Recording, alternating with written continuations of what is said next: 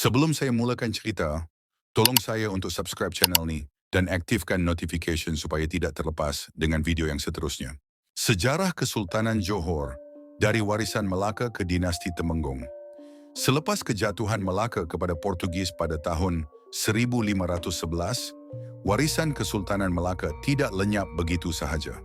Putra Sultan Mahmud Shah, iaitu Sultan Alauddin Riayat Shah, kedua berundur ke selatan dan pada tahun 1528 baginda menubuhkan Kesultanan Johor di Johor Lama.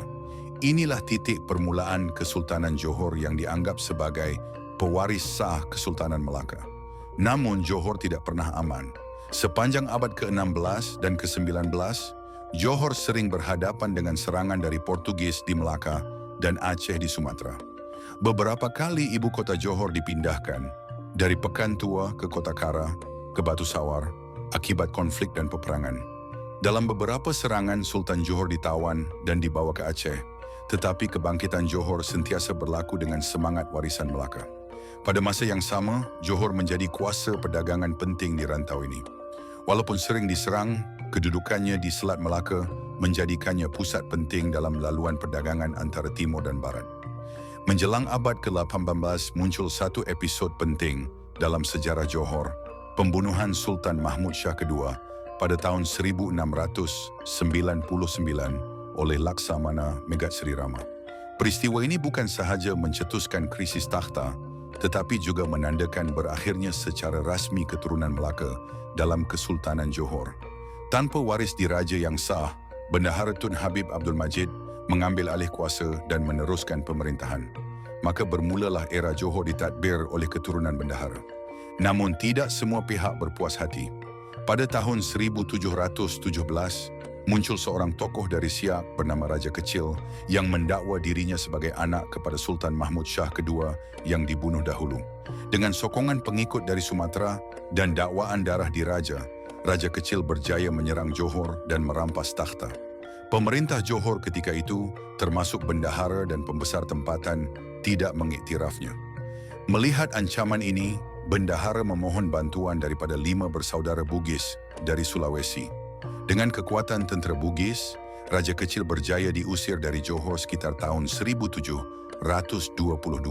Sebagai ganjaran, keturunan Bugis diberikan jawatan penting dalam kerajaan, yaitu Yang di-Pertuan Muda di Riau, satu kedudukan tinggi yang mewakili kuasa politik dan perdagangan. Bermula dari peristiwa itu, kuasa dalam Kesultanan Johor tersebar kepada 3 pusat. Sultan di Johor sebagai lambang daulat, Yang di-Pertuan Muda Bugis di Riau sebagai penggerak politik dan tentera, dan bendahara yang berkuasa di Pahang. Sistem ini menjadikan Johor Riau sebagai kerajaan pelbagai kuasa, tetapi juga menimbulkan konflik kepentingan dan persaingan dalaman yang berpanjangan. Menjelang abad ke-19, kuasa barat mula menembusi dunia Melayu secara lebih agresif. Pada tahun 1819, Stamford Raffles dari syarikat Hindia Timur Inggeris mendarat di Singapura. Dengan bantuan Temenggung Abdul Rahman, wakil Johor di Singapura, Raffles menandatangani perjanjian dan membuka pelabuhan British di pulau itu. Bagi mengesahkan kehadiran mereka, British mengangkat Sultan Hussein Shah, abang kepada Sultan Abdul Rahman di Riau, sebagai Sultan Johor, walaupun baginda tidak memegang kuasa sebenar. Peristiwa ini membawa kepada perjanjian penting pada tahun 1824.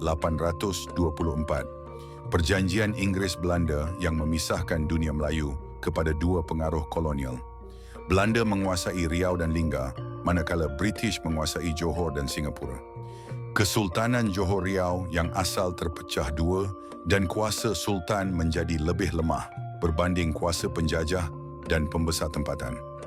Selepas perpecahan ini, kuasa pemerintahan di tanah besar Johor mula berpindah ke tangan keturunan Temenggung. Temenggung Abdul Rahman yang berperanan penting dalam perjanjian 1819 digantikan oleh anaknya, Temenggung Ibrahim. Beliau membuka kawasan baharu seperti Johor Bahru dan memperkenalkan sistem pentadbiran moden serta sistem Kangchu, satu dasar ekonomi yang memberikan hak kepada pendatang Cina untuk mengusahakan tanaman gambir dan lada hitam. Sumbangan Temenggung Ibrahim dalam membangunkan Johor sangat besar. Beliau menjalin hubungan rapat dengan British, memperkenalkan sistem pentadbiran berasaskan barat dan menyusun semula ekonomi Johor sehingga menjadi negeri paling maju ketika itu. Kekuatan politik dan sokongan ekonomi ini membuka jalan kepada anaknya, Temenggung Abu Bakar, untuk mengambil langkah lebih besar. Pada tahun 1868, Temenggung Abu Bakar mengisytiharkan dirinya sebagai Maharaja Johor, dan pada tahun 1885, Baginda diiktiraf oleh British sebagai Sultan Johor secara rasmi. Dengan itu lahirlah dinasti Temenggung sebagai penguasa Johor moden dan berakhirlah Kesultanan Johor lama yang berpaksikan keturunan Melaka dan Bendahara. Sultan Abu Bakar juga dikenali sebagai Bapa Johor moden.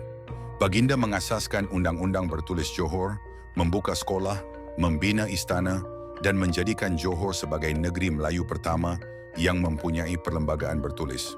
Hari ini Sultan-Sultan Johor yang memerintah adalah keturunan langsung daripada Temenggung Abu Bakar, pewaris kepada satu sejarah panjang yang bermula sejak runtuhnya Melaka lebih 500 tahun dahulu. Dari warisan Melaka kepada pergolakan Raja Kecil, campur tangan Bugis, perpecahan Johor Riau hingga kebangkitan Temenggung, inilah kisah panjang Kesultanan Johor yang membentuk wajah sejarah Melayu hari ini.